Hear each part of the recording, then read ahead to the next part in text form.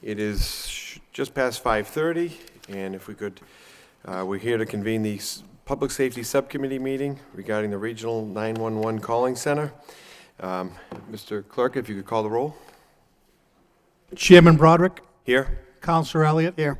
Councilor Nguyen. Here. 3 present. Thank you. This was a motion, I believe, from Councilor Nguyen to get further update or further information regarding the 911 calling center, the regionalization potential. And I don't know, Councilor Nguyen, do you have any opening remarks you want to make? Well, I believe in response to the corresponding that was submitted from the managers to the Mayor Patrick Murphy and the rest of the council about the first stage of report and the finished report on the regional 911 center. So it sat around for more than a couple of weeks. So that's why I'm asking the chair for public safety to call a public meeting so that we can, expand on it and hear a comment from those who like to speak for or against it. So thank you, Mr. Chairman. All right, thank you. Mr. Manager? Thank you, Mr. Chairman. If I could, just by way of introduction, we have here tonight Beverly Woods, the Director of Northern Middlesex Council of Governments, Jay Donovan, the Assistant Director, as well as, of course, Deputy Deb Friedel from the Police Department, who has been working on this issue, as well as Michael Herbert. And as Councilor Nguyen described, this is an ongoing study of the potential for a regional emergency communication center that the Northern Middlesex Council of Government is doing on behalf of its member communities. There's a push by the state, I will say this, there is a push by the state to move towards more regional dispatch centers as opposed to the number escapes me, it's not quite 351, I don't believe, here in the state, but it's close to it, as opposed to a number of other states across the country that have a far fewer number of dispatch centers that other states have moved to or have actually initially created using regional dispatch centers to share resources and provide services at the highest level possible. Here in the Commonwealth of Massachusetts, as will be described to you, there's been an effort by the state to advance this for a variety of reasons. One is certainly some cost savings opportunities, as you might get with regionalization. But beyond that, there's also benefits in terms of sharing of equipment and sharing of personnel that can provide, in fact, enhanced service to the citizens of the member communities. So I'll turn it over to Ms. Woods at this time to walk you through what they've done to date. This is still very much a project that's in process. There's quite a bit more work that needs to be done until we can make a determination as to whether this does in fact make sense for the member communities, and in our case in particular the city of Lowell. But certainly at the outset it appears that there are some benefits that warrant this further consideration moving forward. So I'll turn it over to Beverly, and I'm sure she'll be able to give you a good synopsis of where we are. Thank you. Good evening. We basically had met a couple of years ago with the managers and administrators from our 9 communities to explore opportunities for regionalizing services in the interest of achieving some cost savings and being able to deliver the highest quality of service possible to the residents of the region. And this project was identified as one that all of the communities felt was worthy of exploring. As a result of that, we applied for a grant from the state 911 department for $100,000 to hire a consultant to basically conduct an assessment of how emergency dispatch services were being performed across the 9 communities and to outline for us what would need to happen in order to transition those communities to a regional center, to look at the quality of service that could be provided, the costs to the communities, and to really weigh the advantages and the disadvantages of transitioning to a regional system. Currently, we have 11 dispatch centers operating across our 9 communities. Although we have 9 communities, Groton actually also provides dispatch services for Pepperell and for the town of Dunstable. We have 4 communities that have separate fire and police dispatch within their individual communities. So for these particular communities, this concept is maybe a little bit of a bigger leap than it would be for a city such as Lowell. In our suburban communities, these dispatchers are serving multiple functions. They're not just solely dedicated to dispatching emergency services, but in many communities, they're also serving as filing clerks, they're watching prisoners, and they're performing a number of other duties. Our 911 consultant, when he looked at the situation, really felt very strongly that the dispatcher's attention should be 100% devoted to dispatching, and that having a regional center would help communities in the sense that they would have a much better level of service than is being performed now, but the suburban communities would need to find other ways to cover some of these other duties. We have some limitations on the current system. We currently have a lack of compatibility in terms of communication systems and the lack of interoperability between our various communities, and many of them have separate radio channels, they have separate CAD systems, separate RMS, so even though they have these systems in place, there's not a lot of ways that they can share information and data readily. Some suburban communities do not have the personnel to address the new emergency medical dispatch requirements that are going into place on July 1st.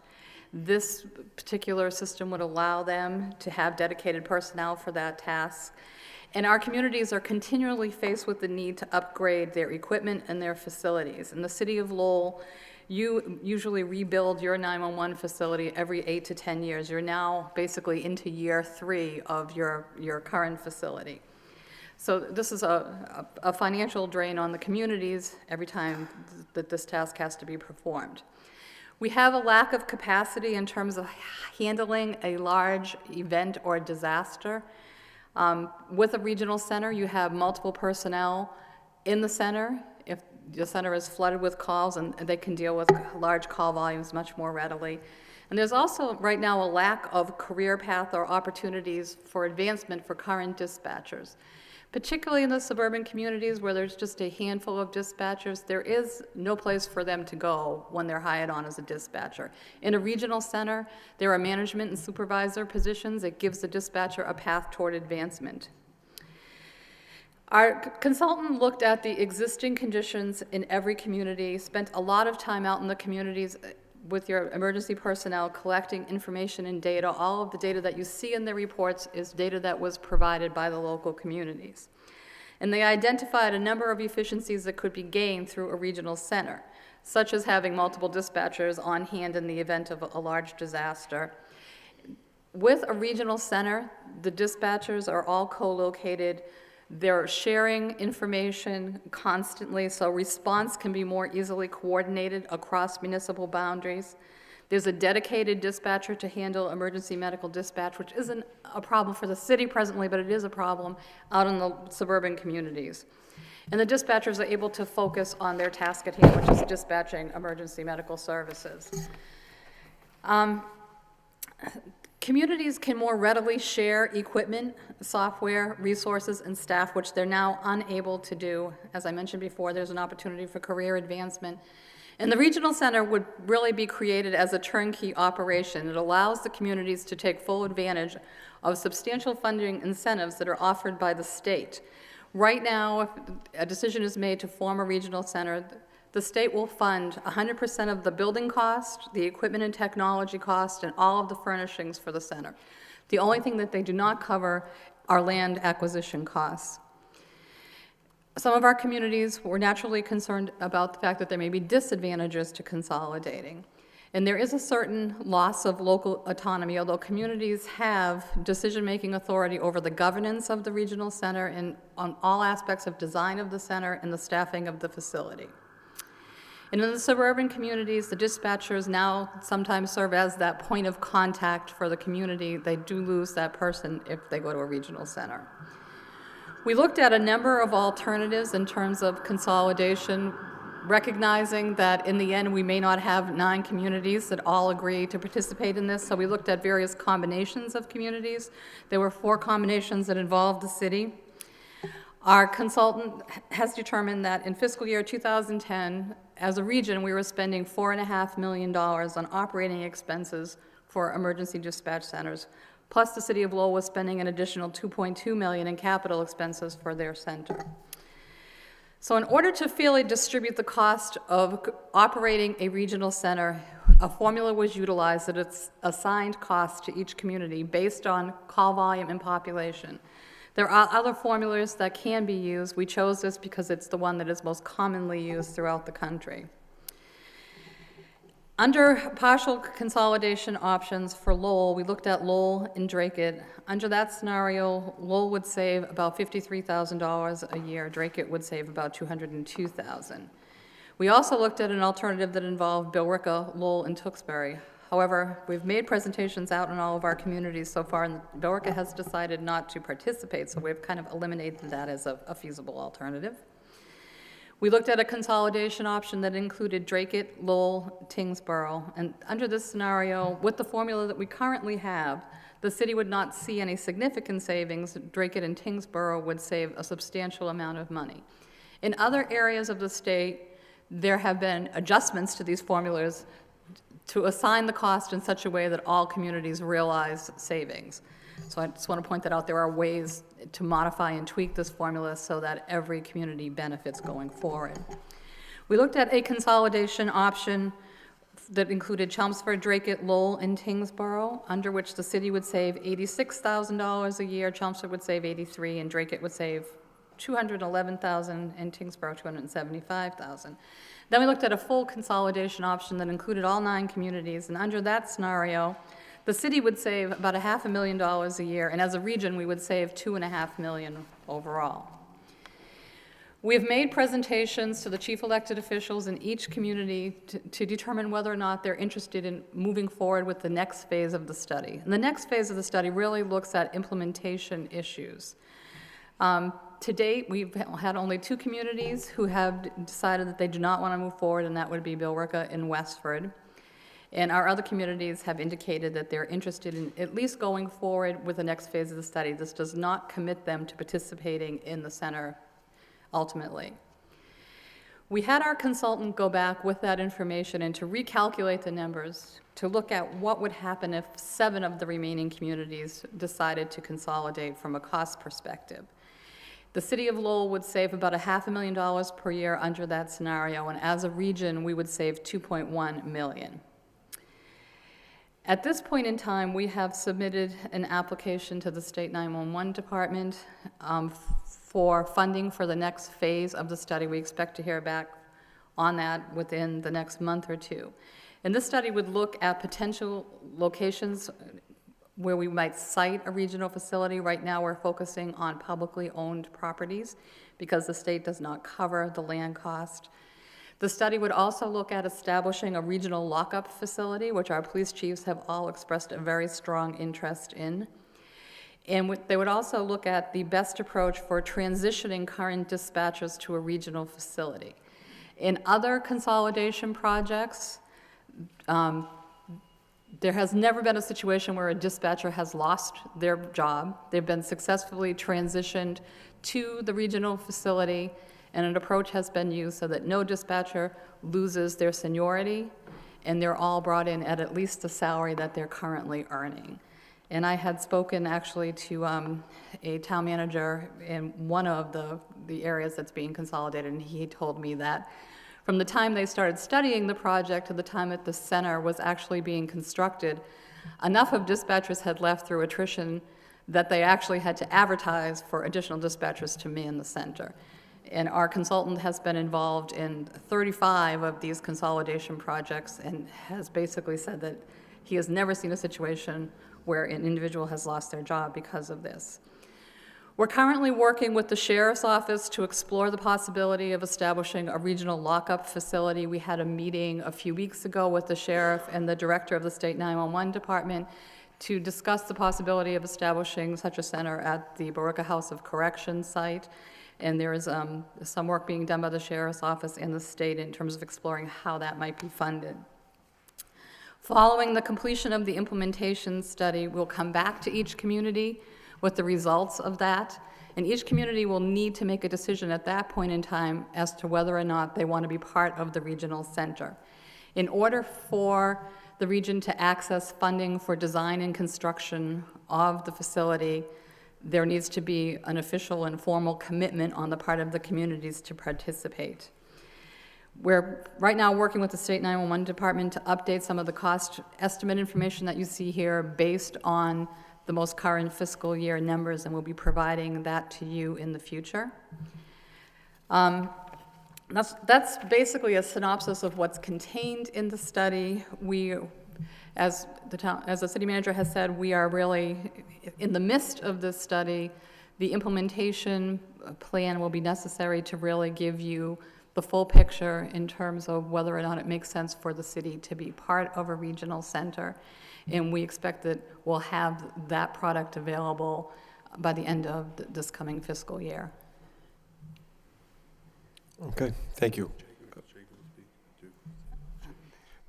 If I could ask, David Friedel, would you like to weigh in on any of your thoughts? Yeah.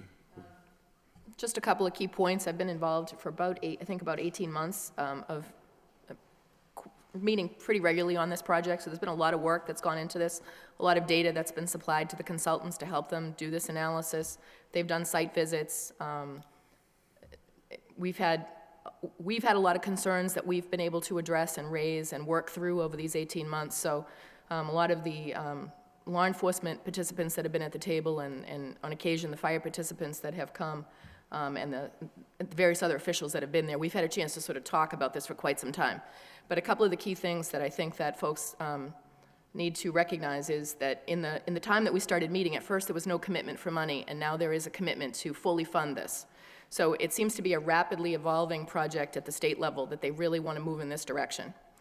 We've asked them what happens to communities that don't participate. Can we expect consequences down the road? And I have no definitive answer as to what those might be, but they assured us that they really want to move us in this direction, and so there is a chance that there would be negative consequences down the road.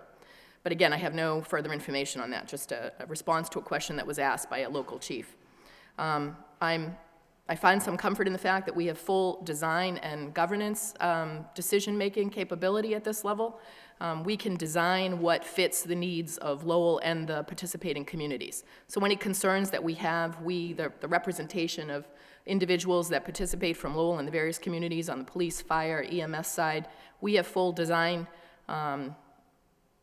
input. What's going to work? What do we need for Lowell? What are the concerns that we have, and so forth. So I feel that, I feel comfort in that we can address those concerns. I also feel that it seems to be pretty important to be in at the ground level on one of these.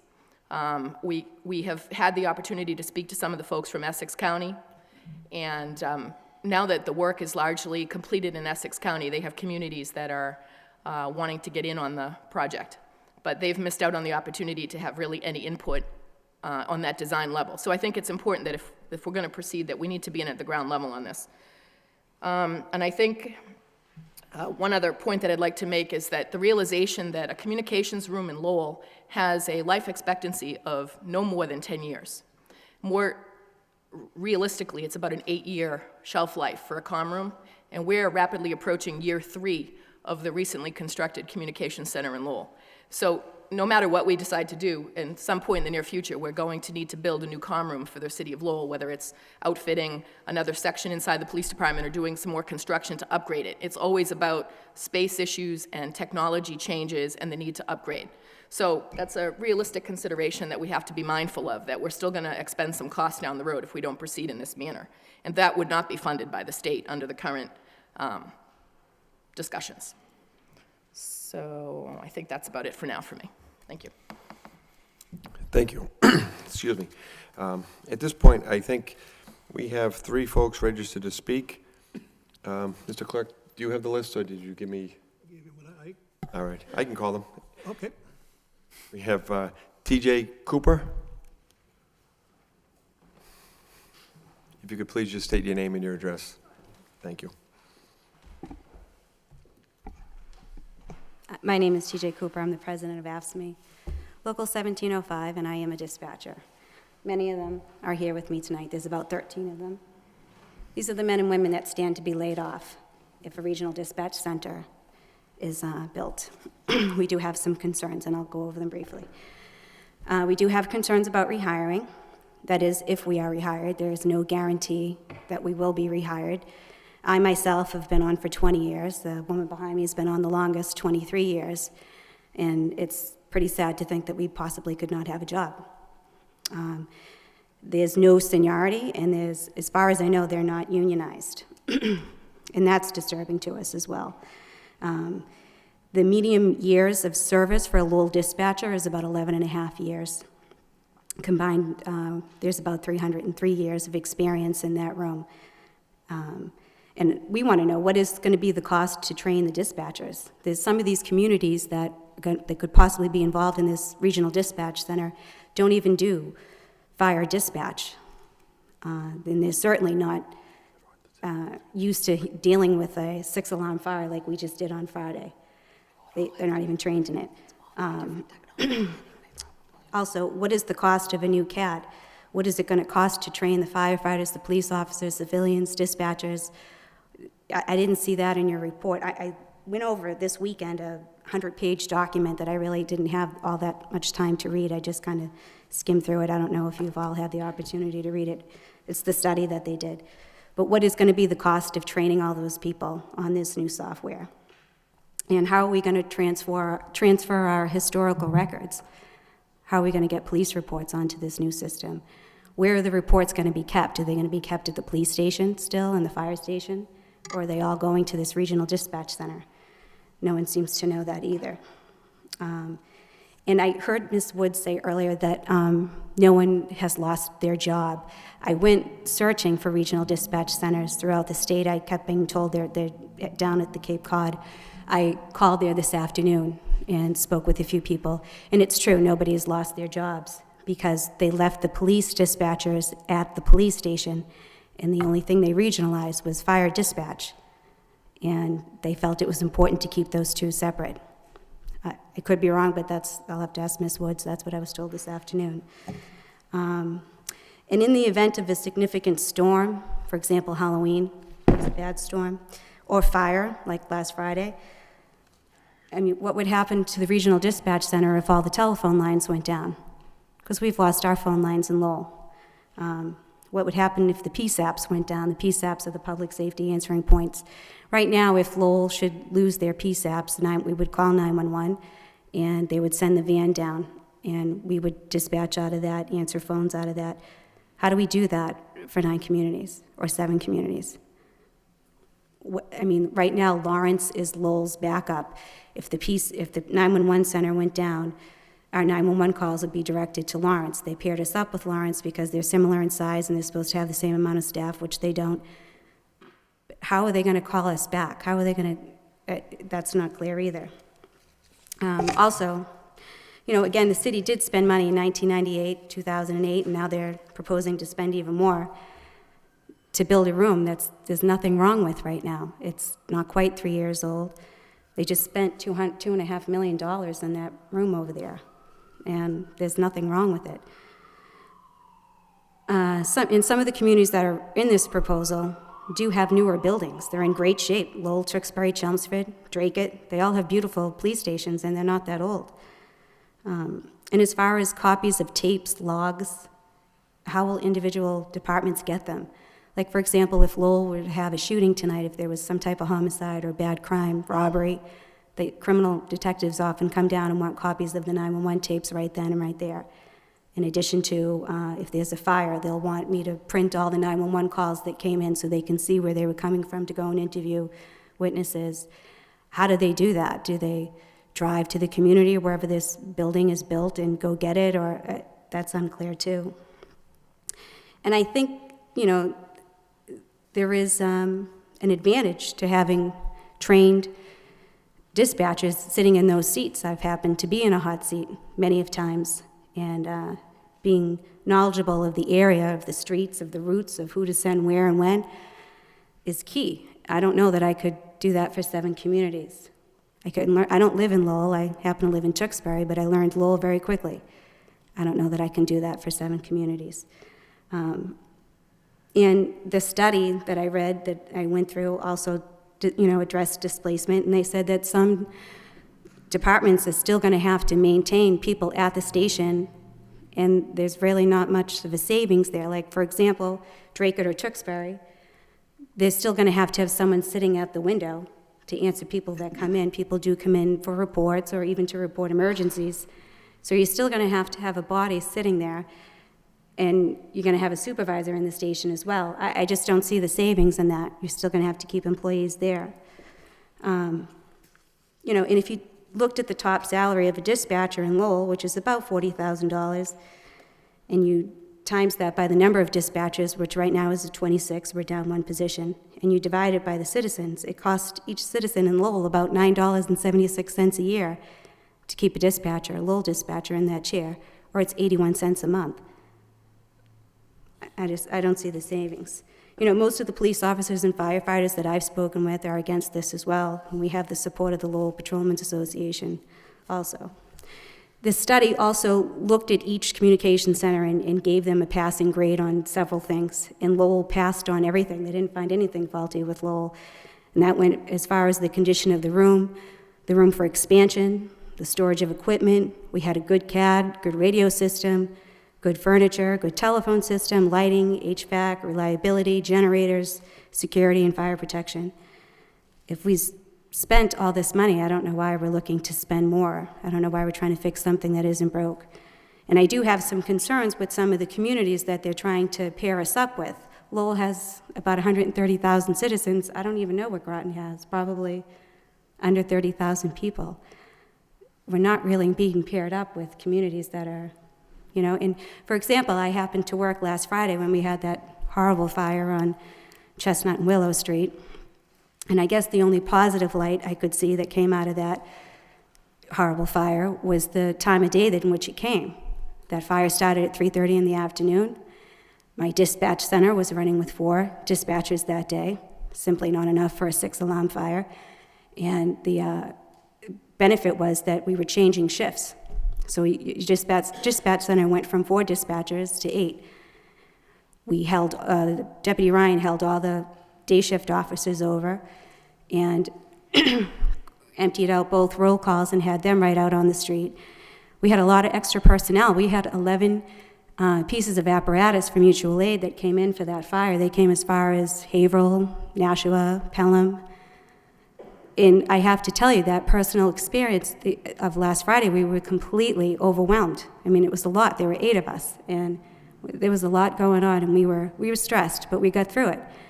And we all said that night, if we had been in a regional dispatch center, and this was happening in Lowell, and let's say we're paired up, with Draycote and Chelmsford, and something happened in their community, we don't think we could have handled it. It was a lot to take on. We had an extra probably 200 people and personnel out there helping us. It was just a lot to take on. And that's something that needs to be considered. Another question is, how many SOPs are we going to have? That's standing operating procedures. Every fire department does some things a little bit different, as well as police departments. How many policies and procedures are we going to have? That's not addressed in the study. And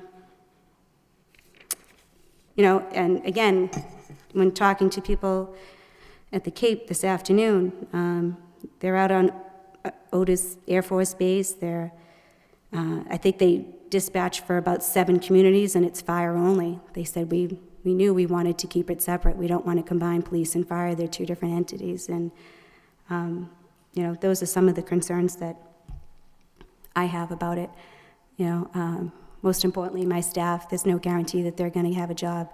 They could all be laid off. This does impact us. And I believe we have some contract language that will help us. So those are my concerns. Thank you. Thank you. Mr. Richard Demers?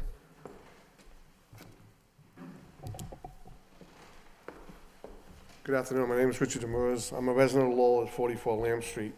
I'm also a dispatcher in the town of Chelmsford. In 1995, there was a big push by all the cities and towns to combine dispatch, police, and fire. They did it. Chelmsford did it. We were successful at it. But we didn't get any more help. All we did was we took a dispatcher from the police department and a dispatcher from the fire department, and we put them together. Still had the same amount of calls. Actually, the calls doubled. Nothing changed. They didn't give us any additional help. The calls continued. Now, you're talking about regionalization. City of Lowell's doing probably 100,000 log calls. What I mean by log calls is in the CAD system, they're logging a call for service. Town of Chelmsford is doing 36,000. Tewksbury's doing 35,000. Drakett's doing 30,000. You're over 200,000 calls a year. What are you increasing? You can have the same number of dispatchers. Nothing's changing. This isn't the Cape. Our calls don't go down in the fall. They don't go up in the summer. They're constant. Our crime rate goes up. Right now, larcenies are up. Shoplifting is the biggest thing right now. Nothing, it doesn't go down. They can do it out in the western part of the state, the Berkshires. They're busy season, summertime, camping. So they may get a few extra visitors there for the season. Same thing down the Cape. On the Cape, they're going down, they have their summer houses. So they go from 3,000 people to maybe 10,000 people during the summertime. That doesn't change in this area at all. You talk about regionalization. I just read an article the other day about regional schools.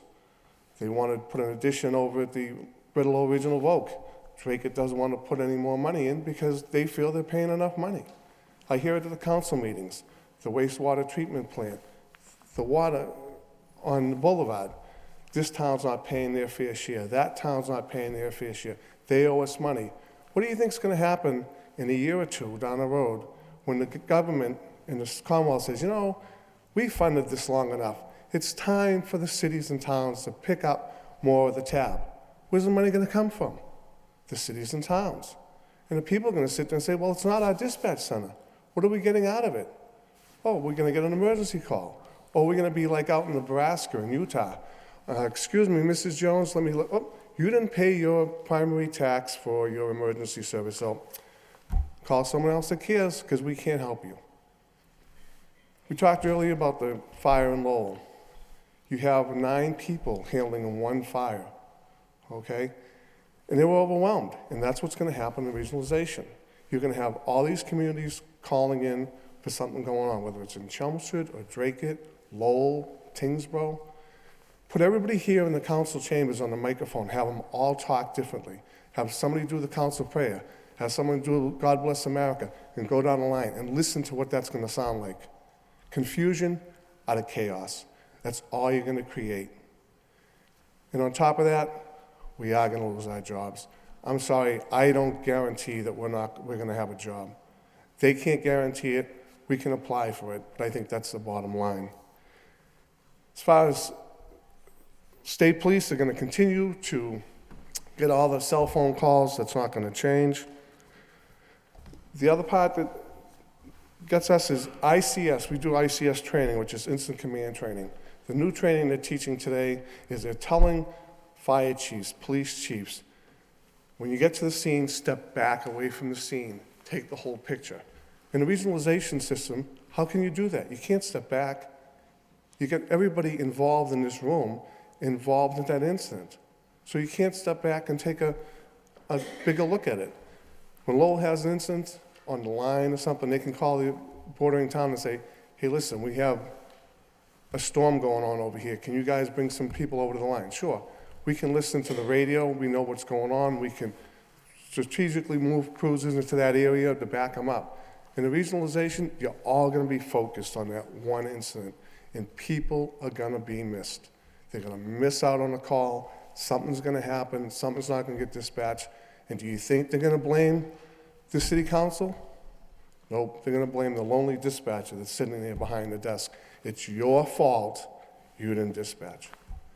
Thank you. Thank you, Mr. Demers. Mr. John McDonough?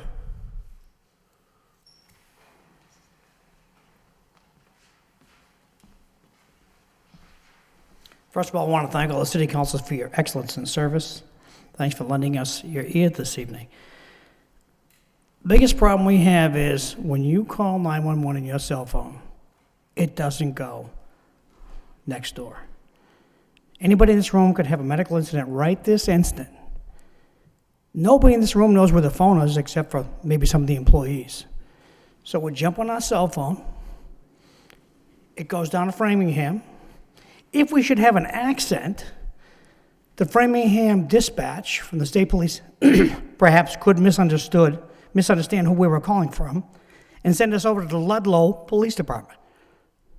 Ludlow would then answer and say, look, I'm in City Hall, Ludlow. So after a little bit of confusion, Ludlow would figure out, you really want to talk to Lowell. This incident can cost somebody their lives. A similar incident cost somebody their home in Lowell. Just a misunderstanding by the state police. The state police are holding on to the cell phone calls for the entire state. I've no less than 4 times communicated with the state police asking for a tour of their facilities because I want to see what kind of information appears on their screen. I'm suspect that the state police don't have the latest technology. Of the 4 communications I've had, I've never heard back from them. Oh yeah, we got your email. Oh yeah, we got your call. We're thinking about it. I've talked to Kevin Murphy about this. Kevin Murphy wants to come on trip when we can actually go.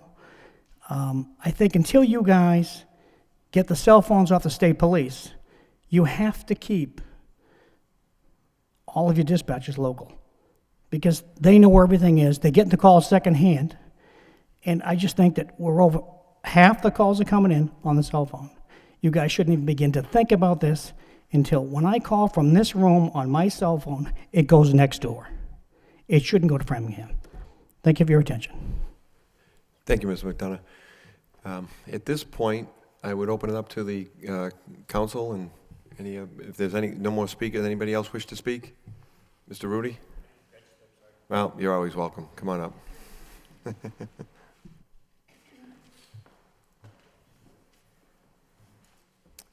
Keith Rudy, 28 Halley Road, Lowell.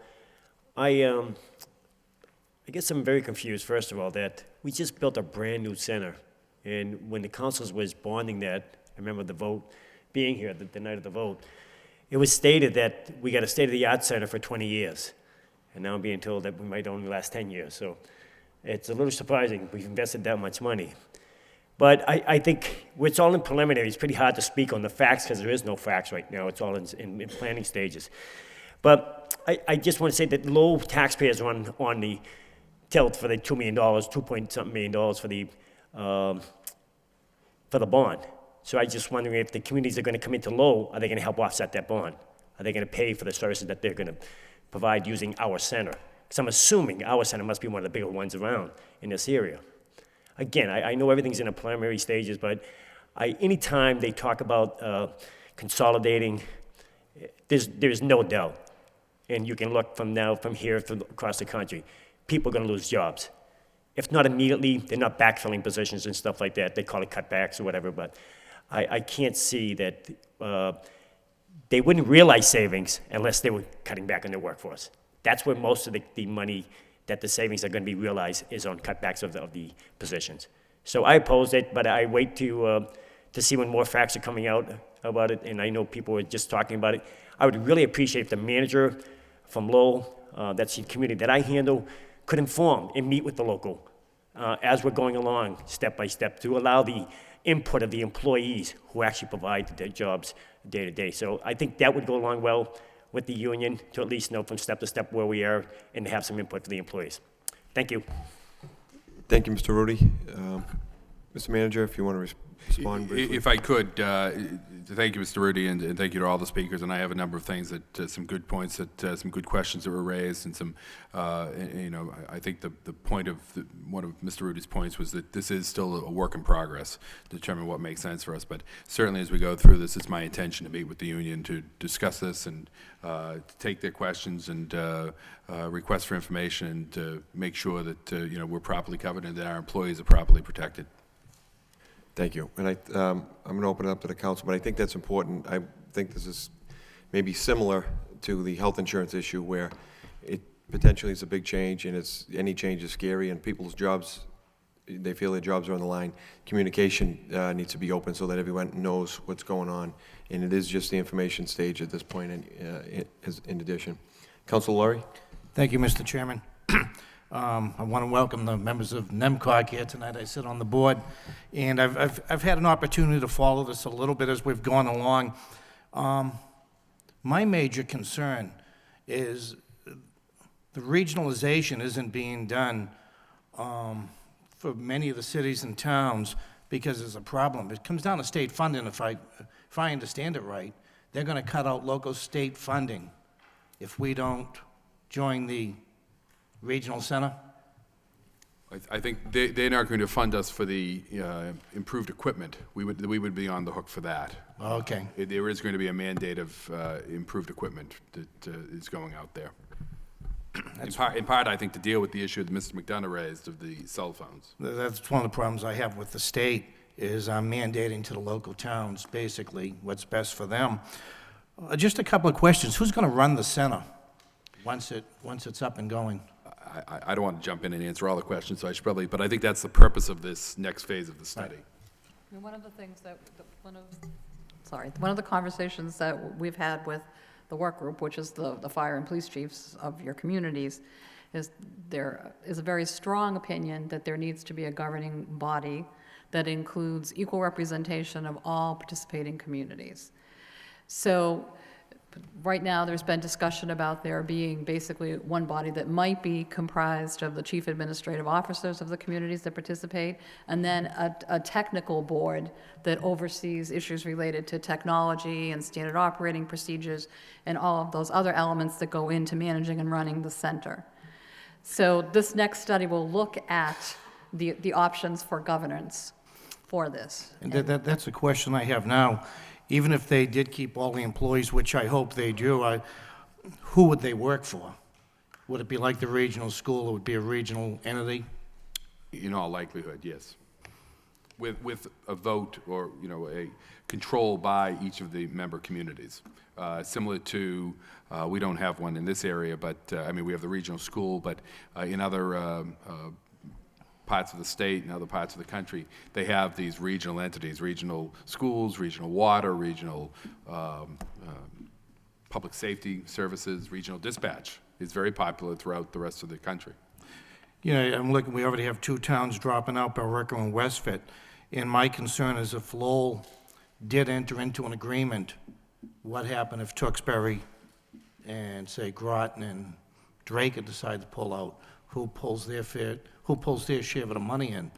And these are some of the concerns, and as we go along, this is a work in progress, but these are some of the concerns I have as a counselor now. And of course, we have employees here, and I'd be concerned about what happens to them. And it's just not the 911 center. We're talking a lockup, which is probably, I think,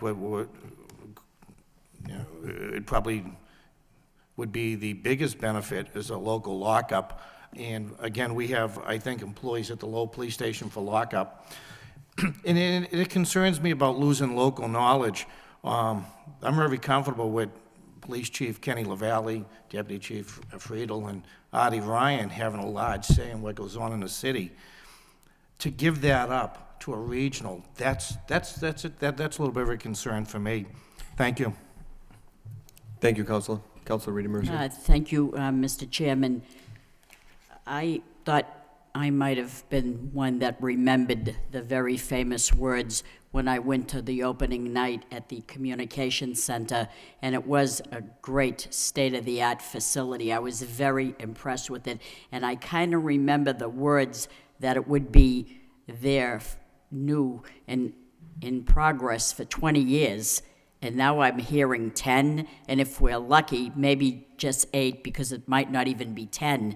And it's so disheartening to hear that when you put all your trust in something that isn't actually true or changes as the years go by. I don't understand it. It's like I have a roof put on and they guaranteed this will be all right for 20 years. And I'm thinking, in 5 years, didn't they say 20 years? Oh, we meant 10, but now it's probably 8. So, you're kind of disheartened by it. But I am very concerned about our people that work here. Nothing in life is guaranteed, so I wouldn't hold my breath to say I'd have a job if this went regional. Having said that, that to me is important. And there are many questions, and I know there are next phases. But the cost to train all the other dispatchers, I don't know how many more they'd need or how many less they'd need. Where are they going to store the records? Where will these records be kept? I don't know. There's many questions still. I know that there's a long way to go somehow. Do we have any projection as to when they're thinking this might happen? If it's like the judicial center, then maybe people will have a job for many, many years still here in the city. But I know that we're a long way off. We'd like to regionalize and save money, but not at the backs of people that work very hard to put 23 years into their profession and say, see you later. I don't know about that. Although there are many questions still here, that's what I wanted to say. Thank you. Thank you, Counselor. Councilman Donza? Well, I'm hearing a lot of concerns, and obviously we're all concerned about these issues and how they'll be resolved in a final plan of things. But basically, I think right now it's just a matter of keeping our options open. We're not committing to it if we go into the next stage. We're just continuing along a path that we can still decide not to follow if it doesn't work out like to the savings or if some of these concerns aren't addressed. I am concerned about the GPS function in cell phones. And we should be able to leverage that technology now to speed up the connection to where it should go, to the local or to the nearest point that could address whatever is being called about. Of course, that's going to involve new technology, new equipment that can decipher that information that's sent down the phone lines or the internet. Now, if I understand this correctly, all this will be done through grant funding without any city funds, so we're not committing any of our own budget dollars to this at this point.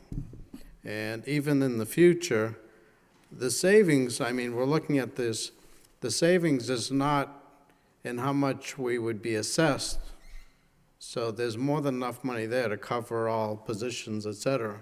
The savings we're really going to realize is with the grant funding that'll cover some of those costs for us and generate a net savings. But of course, with the implementation plan, we can get some of these concerns addressed. It's how some of these things will be dealt with. Clearly, we're using digital media now for recording, not tape. So I'm hoping that with a regional center, that the local police departments will just be able to log into the system and pull out any piece of audio that they need, any call. Yeah.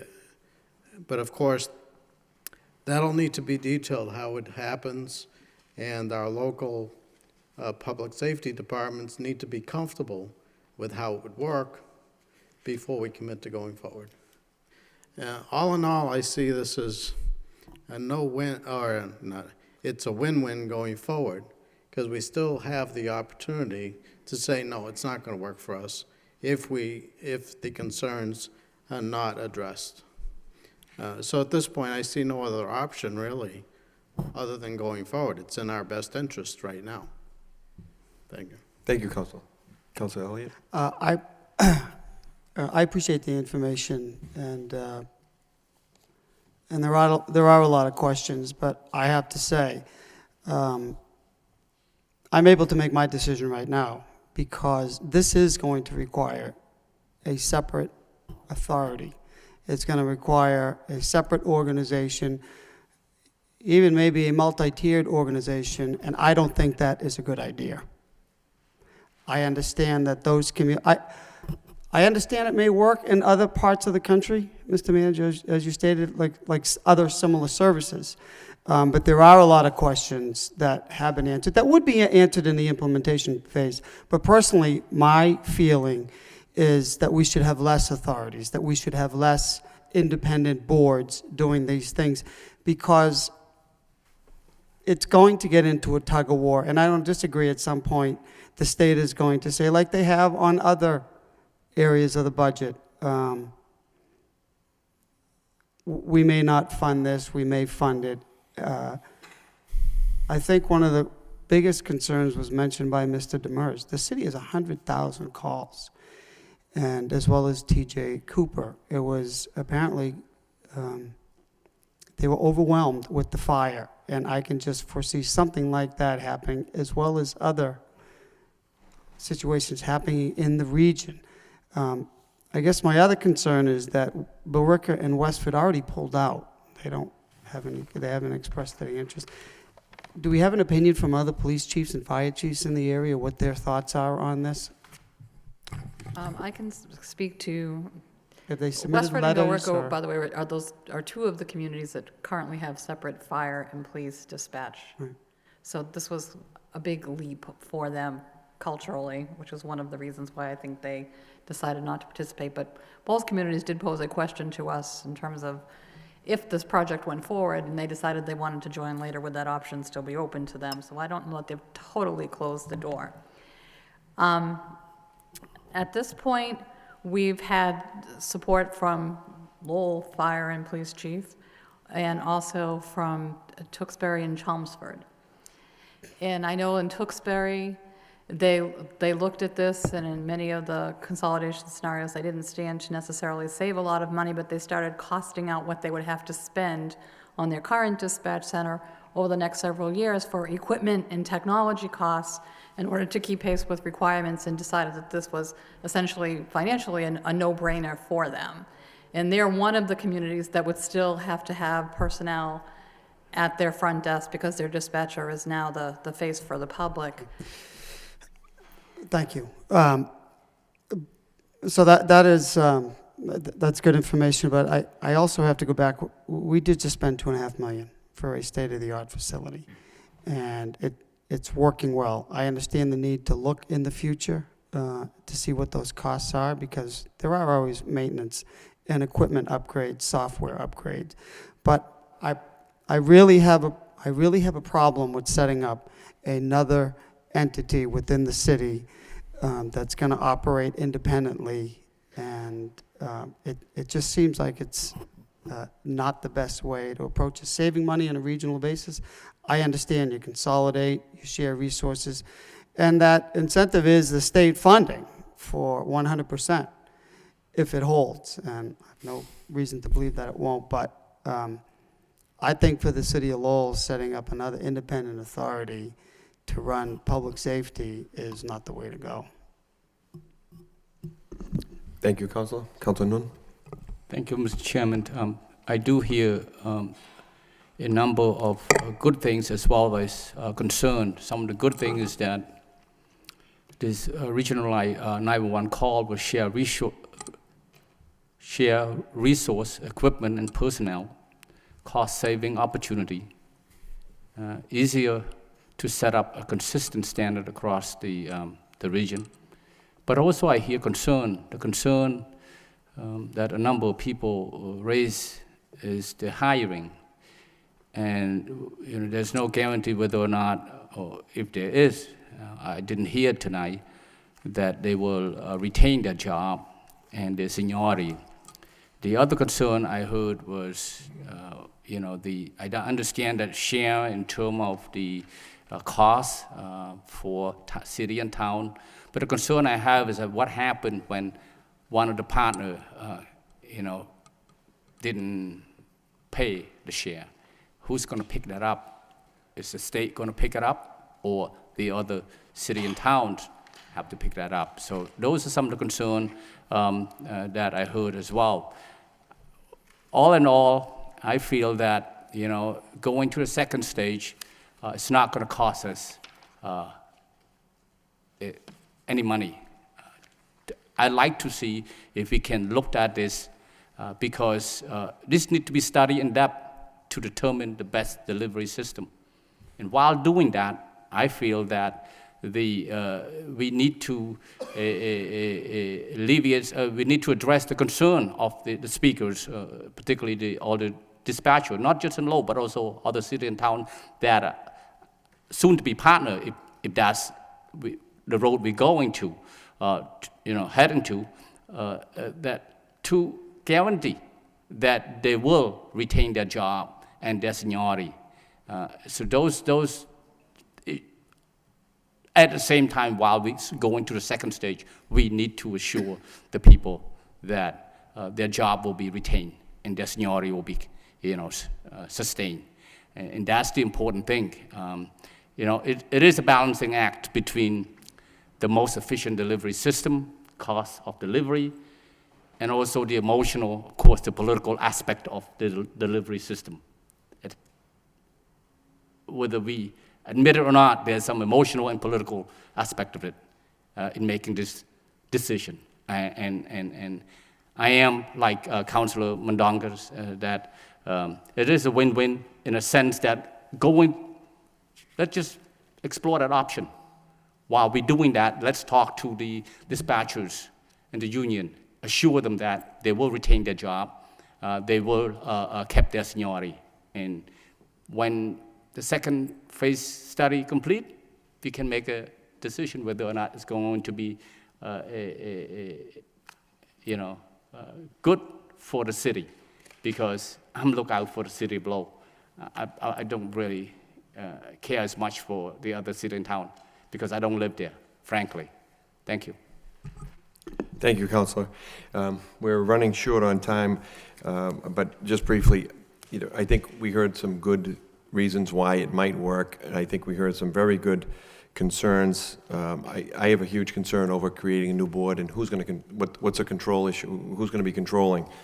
I see in the sheet here we're 40% participation ratio. I mean, I assume that means we pay 40% of the freight, and that we would likely, I would hope, have 40% control or vote or whatever, whatever the mechanism would be. But I would have some concerns over that, who hires, who fires, and the rehiring, the seniority, these issues that came up earlier. I think the cell phone issue is huge, regardless of what happens. I think we have to figure out how we address that, because that to me is a huge safety concern. And what this comes down to is really is delivery of services and the cost. And I think in this situation, the cost takes a second. It almost always takes the back seat. But I think here we have to make sure that we can deliver appropriately and efficiently, and retain the control that protects our citizens in terms of how it's all going to operate.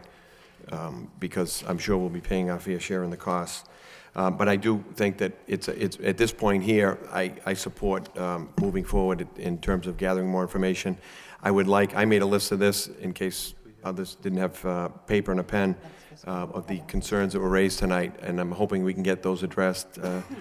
I know our police force will get us some answers on that as well, and I look forward to some more information, maybe from the chief and his staff, whoever, Deb Friedel and whoever is working on this. But I think at this, Councilor Mendoza. Just a quick question. I'm under this is not imminent. They're going through another phase, and now just my question is, how long would that next phase take? That's when we look at the implementation plan and then decide whether we like it or don't like it. And I'm just wondering, how long is that second phase gonna take, or what's the estimate? We expect to have approval of our grant for the next fiscal year, which begins July 1st. And then we're able to select a consultant from a list that the State 911 Department has. So hopefully we'd have a consultant on board by August or so. And the study would be completed by the end of that fiscal year, so by June of the following year. Okay. Thank you. Thank you. And quickly, I just want to say that if I'm witnessing an accident at the corner of Andover and Burnham Road, then the dispatcher might have an idea of what I'm talking about in Lowell. But if I say I'm in Gallagher Square and I'm witnessing an accident and someone picks up in another community at this regionalization where they don't understand where is Gallagher Square, how do I communicate with? How does that become efficiency if someone don't know the term, I'm in South Lowell, or I'm in Belvedere, or I'm at the, I'm in a particular square, you know what I'm saying? I need these terms. How people... There is a computer-aided dispatch system where all these local and colloquial terms get built into the program. So the dispatcher will be able to type in Gallagher Square, and it's going to tell him that it's on Route 3A, and it will pinpoint the location for the dispatcher. And also keep in mind that you're taking your dispatchers that you now have in Lowell, and you're bringing them to this regional center, and they're bringing their knowledge with them as well. So it's not like you're taking people who are totally unfamiliar with the area and bringing them in to dispatcher services. Because I'm sure that if I was a dispatcher from Lowell into the region and someone's calling up with some section of Chelmsford or wherever, and I never heard of that term before, I would want someone to know what that was, where that was. Thank you. Thank you. At this point, I'll entertain a motion, I suppose, to either go forward to the next phase or not to. Mr. Chairman, would you like the motion to recommend it to the council to go through the second phase or the next phase? Okay. Is that what you're looking for? Yes, I believe we need I make a motion that we refer to the full council for the second phase. I guess the manager's saying we may not need to. I'm certainly happy to have a council vote to that effect, but I don't know if it's really necessary for this next phase to do that. Okay, I guess it's support then. Second? No? Chair will second. It's like a report of progress, isn't it? Right, report of progress, and hopefully we'll have updates over the course of the year, and so will the union and the employees as well, Mr. Manager. Correct. Thank you. Well, just Councilor Lee? clarification. Council Noon's motion was to proceed to the next phase, correct? And I think earlier, Representative from NEMCOG wanted a vote, or at least a letter saying to proceed to the next phase, correct? I don't think that we need a vote. I mean, we basically understood that the city was interested in continuing with the study. And you won't have to make a formal commitment to be part of the regional center until we're actually trying to access money for design and construction. Okay.